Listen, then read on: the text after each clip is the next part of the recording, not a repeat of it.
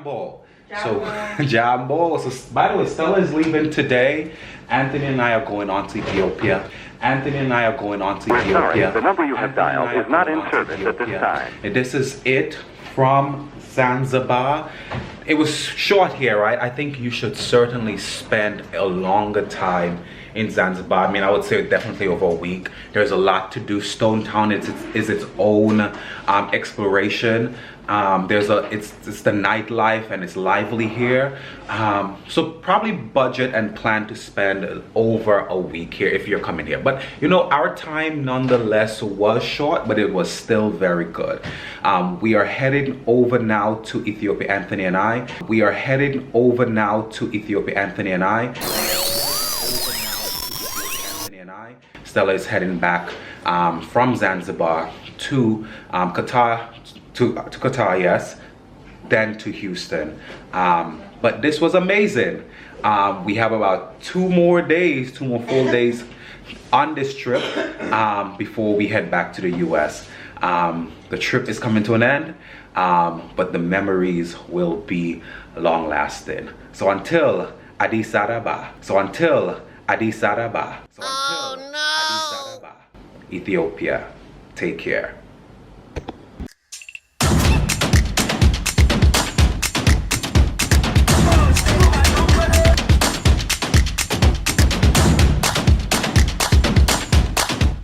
Jambo. Well, I am currently still in Dar es Salaam. I am supposed to be in Ethiopia, but I'm in Dar es Salaam simply because two reasons. One, I did not have a visa to go to Ethiopia. Two, Ethiopian Airlines is with their rules and regulations. So let me explain the story to you. What happened? Before coming here, when I started searching for flights, honestly, I decided to fly Ethiopian Airline because they were the cheapest airline on the route from New York to Kenya. And because I was flying Ethiopian coming and I was flying Ethiopian going back, I said to myself, okay, so maybe I should spend a few days in Addis. Let's see how much that will cost. Hence why I bought that extra, I paid a little extra for that ticket. Long story short, I also knew that there needed to be a visa for Ethiopia. I knew there needed to be a visa for Kenya and Dar es Salaam and Tanzania. But online, it said in a few places that you do not need a visa in advance for Ethiopia. You could get it upon entry. So, but I had worked with some of my friends had been applying. We had applied to all of our visas in advance. I remember when I came to I think it was in Kenya that I applied. Actually, when I was in Tanzania, I applied for the Ethiopian visa. It is supposed to be a quick process online, and so I did that.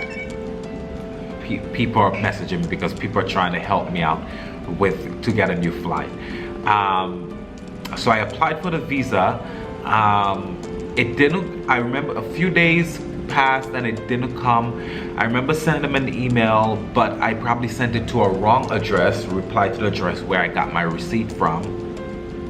But I wasn't stressing simply because I thought that you could get the visa on arrival, and all I had to do was show them my reference number and all these things, and they could pull it up, and then I'll get the visa on arrival. Get to the airport today. The agent there are a few checkpoints. One before you go to the counter, and the one before you go to the check-in counter is asking for visa, your COVID card, passport, and all of that. And so basically, once I told her I did not have the visa, she basically said you can't board the flight because you need a visa to get to Ethiopia. She explained that the rules and regulations had changed. There was an email directive sent from the Ethiopian Airline, I think about a month or two ago, that said do not allow anyone who doesn't have an African passport to come to Ethiopia without a visa. But all over the internet it is saying that you could get this visa on arrival, hence why I'm in this position. So nonetheless, I get that you need a visa to enter Ethiopia. I'm not even upset about that part. I think where I'm a little bit more livid is the fact that Ethiopian Airlines actually has these roadblocks to ensure that you pay them more money. Here's the first one. So you're gonna pay Ethiopian. First of all, they would not take missing of your flight is not their fault. So therefore, you have to pay a change fee, first fee. You also have to pay a penalty. Then you also have to pay the fare difference. These three things: change fee, penalty, and fare difference. So if the flight went up $1,000, you're paying $1,000 plus $200, $250 change fee, plus the penalty. So basically right now, what they were charging me to change my ticket is more than I paid for the ticket. So I'm on mission right now to get a new ticket from some other airline, maybe Qatar and American, and fly back to the US that way.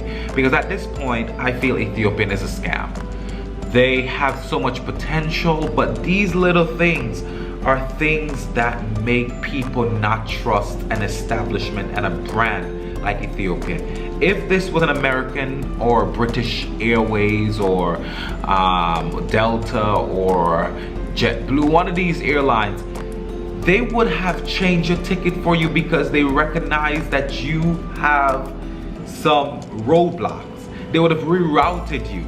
I asked them for all of this. They even hung up the phone on me. They hung up the phone on me. And when I said to the woman, but the visa, it seemed like even the visa application fee was taken out by Ethiopian Airlines. So it seems like Ethiopian Airlines is actually intertwined in this whole visa application process, even though she says that they are completely separate. They are actually intertwined. The payment on my card, on my Apple card, I'll go back and show you, was actually $50-something was processed by Ethiopian Airlines. I'm not saying, I know that the visa application is actually has to go through the counseling, but Ethiopian has some sort of stake in this. On August 26th, Ethiopian Airlines took out $52 from my account. Oh, you can't see it. Ooh, I wish you could see it. Because I paid, by the way, I have the Apple card. You may be able to see it now if you zoom in. Ethiopian Airlines took out the $52 for the visa. And so they're telling me that they have nothing to do with the visa application. But thank God for Apple, where you could actually see who actually processed the payment. Usually on your regular card statements, you don't necessarily know who processed it, but this payment was actually processed by Ethiopian Airlines. So somehow Ethiopian Airlines is connected to the whole visa process. They don't have their stuff together, hence why I'm in this situation right now. So word to the wise, do not fly Ethiopian Airlines. You will be in the same predicament that I'm in. If something happened, they're not going to work with you. You'll be stuck and you'll be forced to purchase a whole new ticket all on your own. Learn from my mistake. I did not get on an American Airline flight or a Qatar Airways flight. However, I was able to snatch an Air France flight that took me from Dar es Salaam on Precision Air to Nairobi to catch my Air France flight to Paris. I definitely ran into a snag in Paris because the flight got in an hour later, giving me the opportunity to see Paris for a day. So here goes with what I saw on my 24 hours in Paris. It's 24 hours in Paris because obviously I missed my flight. The flight was late from Nairobi, so obviously I was gonna make my hour connection. So I got everybody was they're rebooking everyone, they're putting everyone up in a hotel, and they're also giving everyone vouchers. I definitely asked for the later flight, the latest flight, so I could explore Paris. Tonight I'm gonna go out, and tomorrow morning I'm certainly gonna explore Paris. Au revoir. So now I'm in Paris. I have a few hours to spare. Well, I woke up and I'd had breakfast. Now I am trying to just go to see a few sites in Paris, probably to the Eiffel Tower, down the Champs-Élysées, Arch de Triomphe, and then I'm gonna head back here. I don't have any euros. Bus is €3. But let's see if I get on this bus. Story. So I did not take the bus, not because I couldn't get on it because I didn't have money. Because interestingly, the driver was pretty nice and was going to let me on. But apparently I was standing on the wrong side. And by the time I was looking at the timetable to see when the next bus was coming, I just decided to take an Uber because I just did not want to waste a lot of time, and I just needed to get to the train station to get into Paris proper.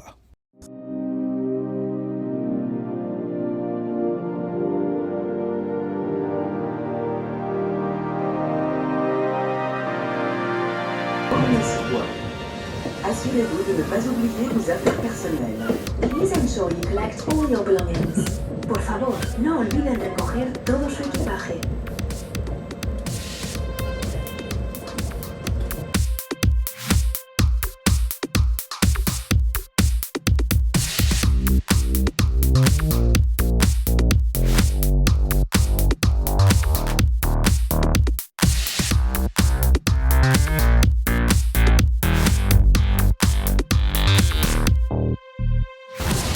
I've actually been here before. This is the Champs-Élysées. And I think somewhere close over there the Louis Vuitton store is, but they do have a lot of good shopping on this road. I remember. Actually, I just see Mont Blanc. I want a Mont Blanc perfume or cologne. I'm gonna head on in there.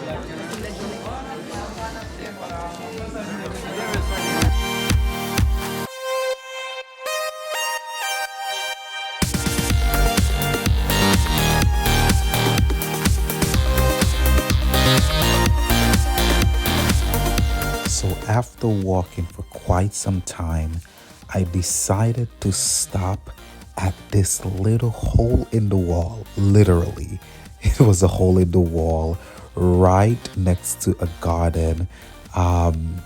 Very cute spot to get some crepes. If you're ever in Paris, visit this spot.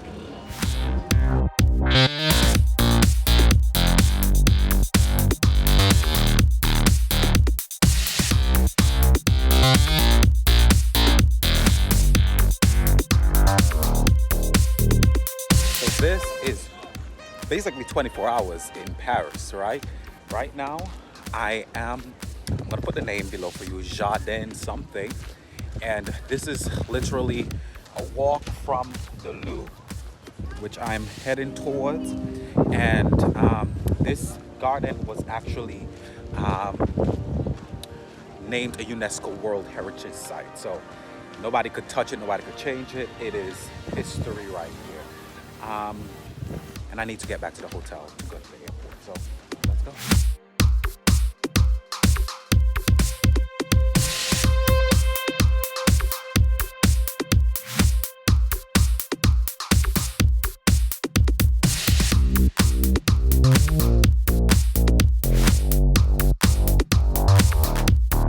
So this is going to be my final stop, the loop.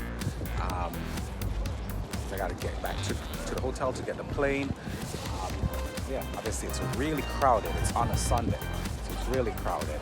So I basically walked from Arch de Triomphe. I don't think I said that right. And I walked to the loop. And I'm gonna try to get the train here back to the hotel. Ta-da! So all the adventures. Now I'm back at the airport. I took the train from the city. By the way, it's about $10, 10 euros. So I took the train back from the city back here to the airport, Charles de Gaulle, so I could head back to the hotel to pick up my bags. I could have taken a bus to the airport, but I'm usually confused when taking bus, so I just simply call an Uber. Flight is leaving soon. I'm actually right next to the gate. I was not leaving this airport without using Air France voucher. Got me some sushi and a cappuccino, all on Air France.